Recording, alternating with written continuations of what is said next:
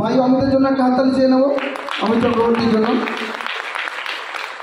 যদিও তার মোটিভ ভ্রমের জন্য এখনও সে তার নিজের জায়গায় অ্যাচিভ করতে পারেনি, তো একটা জিনিস সকলকে বলতে চাই, তারপরেও বহু মানুষ এসেছেন যারা আজকে সাকসেস।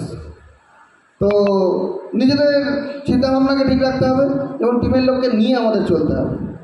প্রতিটা সময় যে মানুষগুলোকে নিয়ে আমরা কাজ করছি তাদেরও মনে একটা সাহস দরকার হয়, একটা বিশ্বাসের প্রয়োজন হয় এবং একটা সাপোর্ট, মানে হয়তো কিছুই না আমি আছি এরকম একটা ভরসা কিন্তু তার জীবনে দরকার হয়। তো সেটার জন্য আমরা সর্বদা ছিলাম, আছি, থাকবো।